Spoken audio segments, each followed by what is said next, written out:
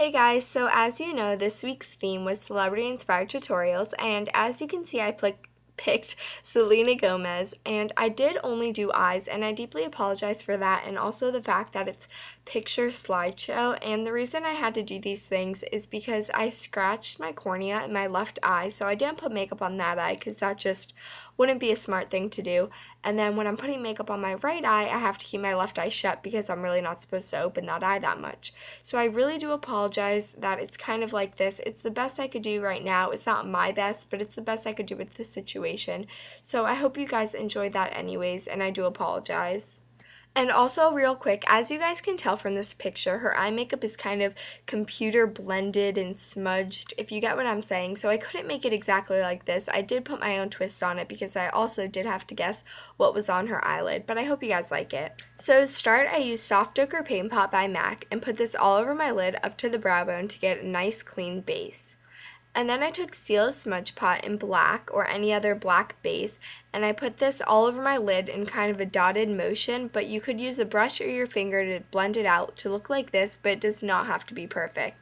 You could have also used NYX Jumbo Eyeshadow Pencil in Black Bean. As long as you used a base underneath, it would have been fine. Now we're going to use a few shadows from the Urban Decay Alice in Wonderland palette, and remember, most of these colors do have real names and can be purchased single.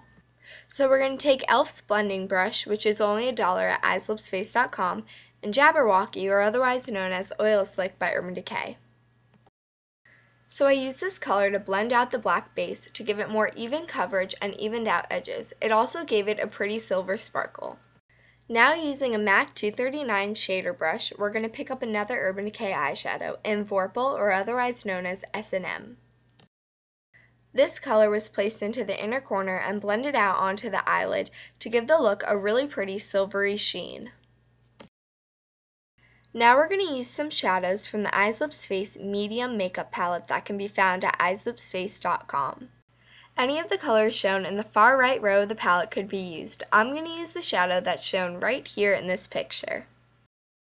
And I'm going to use this along with the MAC 219 pencil brush. This color is going to be placed right above the crease, and you might think this is a bit dramatic looking, and it is. You can definitely make this more neutral by not bringing it as high. I made it look like this, so it's nice blended, and it is a bit over dramatic. Once again, going to the far right row, I'm going to take the color that's on the very bottom of the row, and it's a matte black shade. I'm once again going to use the MAC 219 pencil brush. We're going to place this matte black color onto our lower lash line, as you can see in the picture.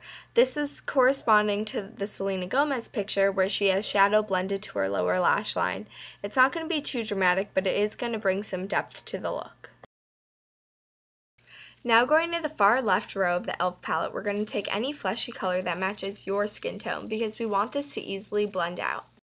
As you can see in the picture, we place this right below where we place shadow and right below our eye, outlining where we place the shadow. This is going to make the black pop, but it's also going to blend out any stray areas and pick up any fallout. You could easily do this with a blending brush, but I like to blend it out with my fingers. As you can see in this picture, it blended out perfectly fine. Now take any gel black liner that you prefer. I'm using L'Oreal Hip in black, and any brush that you like. I like to use an angled brush. So I placed the eyeliner on my upper and lower lash line. If you don't think this looks dramatic enough as it does in the picture, just wait because we're going to do something else to it later on. Now I'm taking CoverGirl Lash Blast Volume or any other black mascara that you like. I placed the mascara just like I did the eyeliner on my upper and lower lash line. You can skip the lower lash line for eyeliner and mascara, but it definitely adds a lot to this look, so I do recommend doing it. You could leave it just like that, but I decided to make it a little bit more intense by taking the dark matte black color that I showed earlier and the MAC 219 pencil brush and smudging out my eyeliner.